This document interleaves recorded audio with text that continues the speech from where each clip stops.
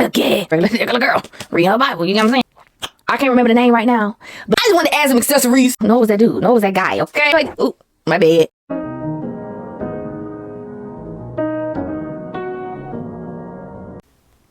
Need an arc? I know a guy. Hey girl, hey, it's itskalakayy, and welcome back, besties. Listen, I'm back. I'm back. I'm back. Listen, baby. I know I've been gone for quite some time. Not too much on me, though. Not too much on me. I'm back and I'm better. Yeah, let's get to it, boo. This is a series that I like to call Divine Digest, where we're going to be diving into the word, honey. We'll be going over different stories and lessons in the Bible. And today we are discussing Noah. Woo, woo, woo, woo, woo, woo. So get your tea, baby. I got my tea and my Stanley because it's my bestie Destiny gave me for my birthday. And get your blankets, honey. Get your notepads. Get your iPad. Get your pens. Get your pencil. Get your highlighters. Get your paper. And get your Bible. And your blankets. And let's cuddle up with this word, honey. Okay? Okay, so we left off in chapter 4. Well, we left off talking about the crucifixion and the resurrection of Jesus Christ. But before then, we left off in chapter 4, okay? So basically, chapter 5, we're going to kind of skim over chapter 5 because it's really just talking about Adam's lineage. And it's showing like how old everybody was when they died. Except Enoch is saying that he walked with God and then was not. God took him when he was 365 years old, right? So it's implying that that God didn't, it's implying that Enoch did not die and that God took him up to heaven, which is quite incredible. And it's also talking in that chapter about the oldest person in the Bible, which is, do y'all know? Maybe I should do a little pop quiz. Who is the oldest person in the Bible? I'll give you some time. Okie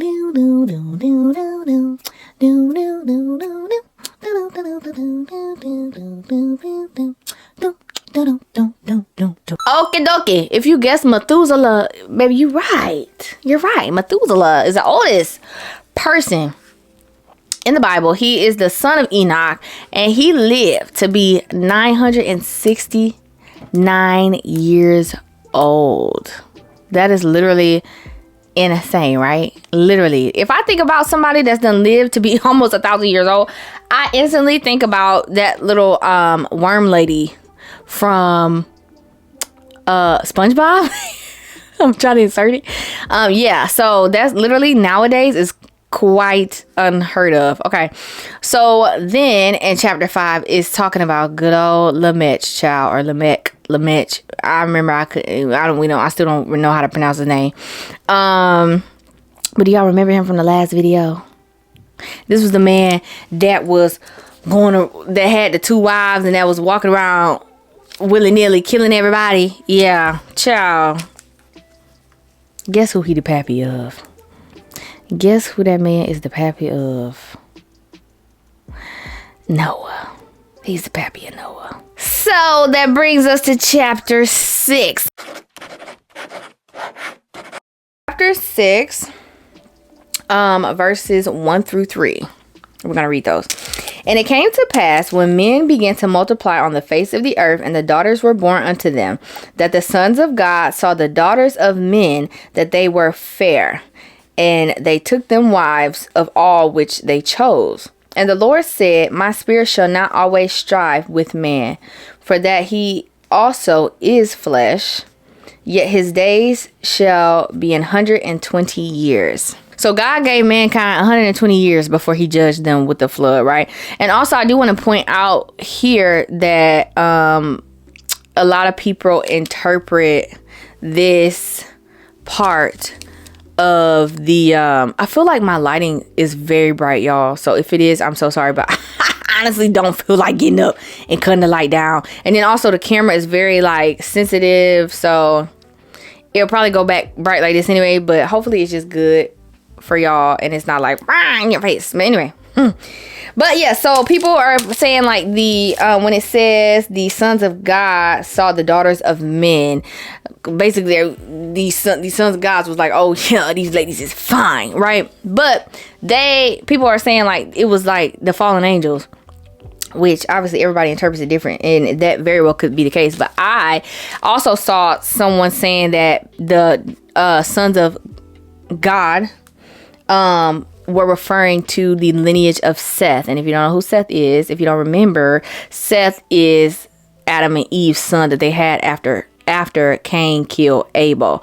And so the sons of God were Seth's generation or Seth's lineage, and then the daughters of men were supposedly Cain's. I don't know.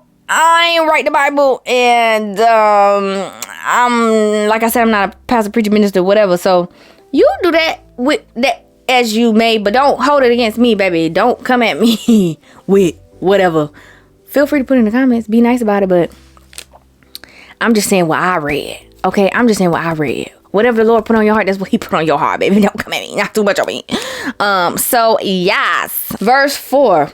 There were giants in the earth in those days, and also after that, when the sons of God came in unto the daughters of men, and they bare children to them, and the same became mighty men, which were of old, and men of renown. So I guess that pretty much confirms the Nephilim stuff. So yeah, I don't know. That was just another. I literally read that. It might even be in this study Bible that I read that, but yeah. So this is confirming that my hair look a mess, child.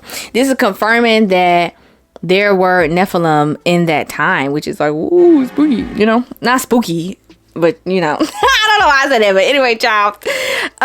Then in verse 5, it goes on to say that there was a bunch of wickedness on the earth. Thoughts of every single person were evil. Like nobody had any like good thoughts, right? Then in verse 6 it says, and it repented the Lord that he had made man on earth, and it grieved him at his heart. And the Lord said, I will destroy man whom I have created from the face of the earth, both man and beast, and the creeping thing, and the fowls of the air, for it repenteth me that I have made them. So for me, honey, when it says that he repented, it don't mean that God was like regretful or that he made a mistake per se in making creation. It's just showing like his hurt, that he was sorry. He was sorry for what everything came to, because now he got to destroy everything. Like everything got to be gone, right? But in verse 8 it said, but Noah found grace in the eyes of the Lord. Go Noah, go Noah, go Noah.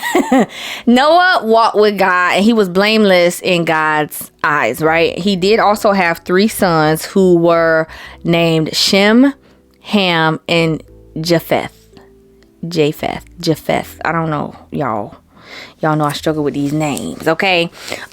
So the earth was corrupt and it was filled with violence, and God went to Noah and told him, look, I'm gonna destroy all flesh, right? I'm about to destroy all flesh, and I want you to build an ark that is 300 cubits in length, 50 cubits in width, 30 cubits in height. Let it have a roof, and put an opening of 1 cubit in the roof, a door on the side, and let there be 3 levels. Okay, so y'all, a cubit is about 18 inches long, right? So the ark itself, the ark was 450 feet long. 450 feet long. 75 feet wide. And 45 feet tall. Can you imagine? Can you imagine? So after God gave Noah his assignment, this is when he tells Noah what he's going to do. That he's gonna destroy the earth by flood. So God, he like Noah, and Noah like, huh? What's up, God? And God like, look, I'm finna take out everything is gone, is out. But first, I want you to make an ark, and I want it to be exactly how I tell you to make it. You ain't asked why, but I'm going to tell you. It's because I'm flooding the earth. I'm taking everything with breath of life out. But I'm going to make a covenant with you. You, your sons, your wife, your sons' wives, all y'all can be saved. Because I'm going to let y'all into this ark. And I'm sure Noah was like, Lord forgive me. I'm not trying to put stuff in the Bible, y'all. Just a little. Verse 19.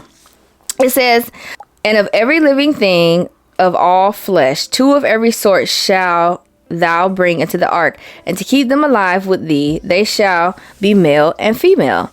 Of fowls after their kind, and of cattle after their kind, of every creeping thing of the earth after his kind, 2 of every sort shall come unto thee, to keep them alive.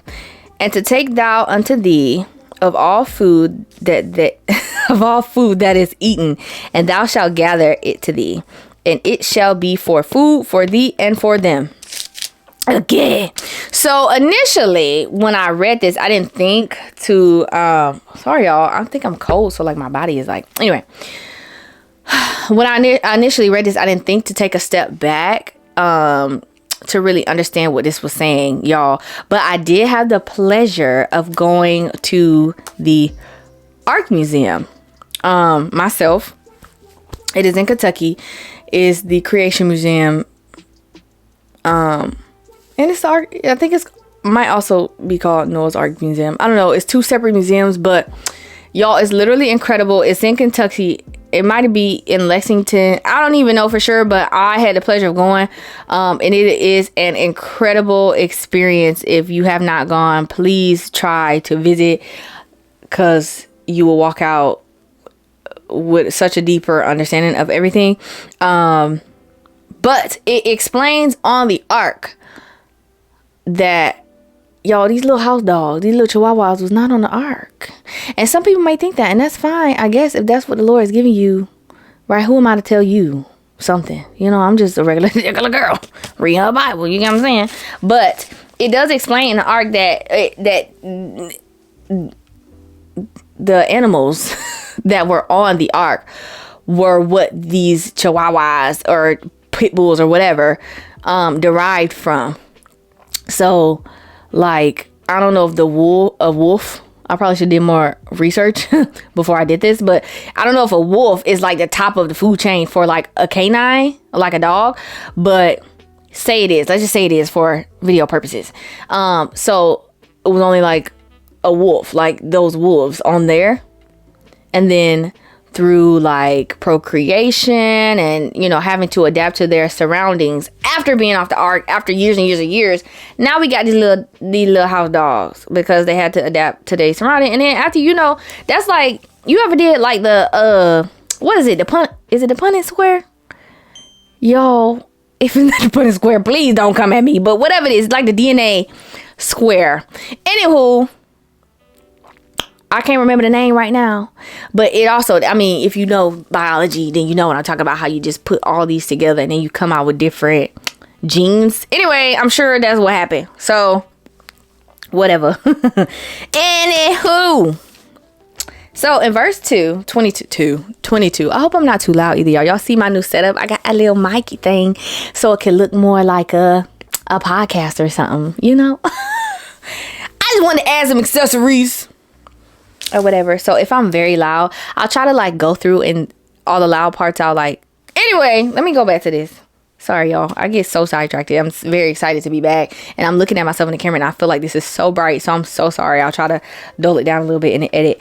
But anyway, verse 22, it said, thus did Noah according to all that God commanded him. So did he. He did what God told him to do. Simple. Very simple. How many of us can truly say that we'll do whatever God tells us to do, no questions asked?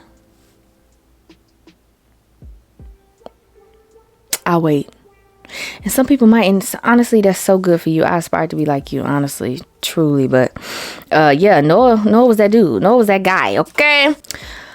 So I think what we should take from this chapter is just to know who God is, okay? Put some respect on his name. Put some respect on his name. Put some respect on his name. put some respect on my name. Because he is all powerful, right? Just how he can give it to you, he can take it away, honey. Okay. But I think we should also know that he hurts in our struggle, and he hurts when we don't choose him. He was sorry to destroy his creation. He didn't want to do that. But it also points out that we need to be faithful to him. We need to walk with him. Noah was faithful to God, and he was rewarded for that. God saved him and his family.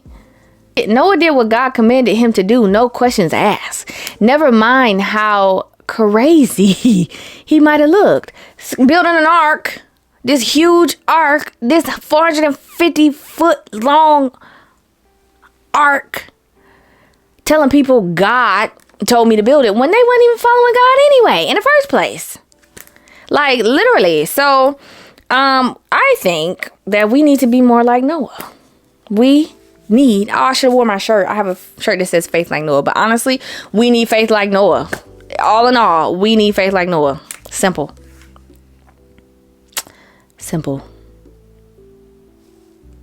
So that's it for today, guys. I hope that you enjoyed. Ooh, my bad. I hope that you enjoyed this video. I did a lot of rambling, so I do apologize. I think I'm just trying to get back used to being on here. But yes, I missed you guys, and I'm gonna try my best to be more consistent. I feel like God been telling me like, pow, pow, pow, girl, get it, you know, like hit me on my head, you know, not really, but yeah, I'm gonna try to be more consistent, and I also do want to try to incorporate different styles of videos on my channel, so be on the lookout for that. And if you see something different, like, you know, show some love or whatever, or you don't have to, that's fine as well. Literally. But yeah, so I hope you liked it today. Don't forget to like and to comment and to subscribe to your girl, okay? And listen, let's talk about the Nephilim thing. Put it in the comments how you feel about that other theory thing that I read. Yeah, but anywho, I guess I will see you guys next time. I love you, and but God loves you more. Bye.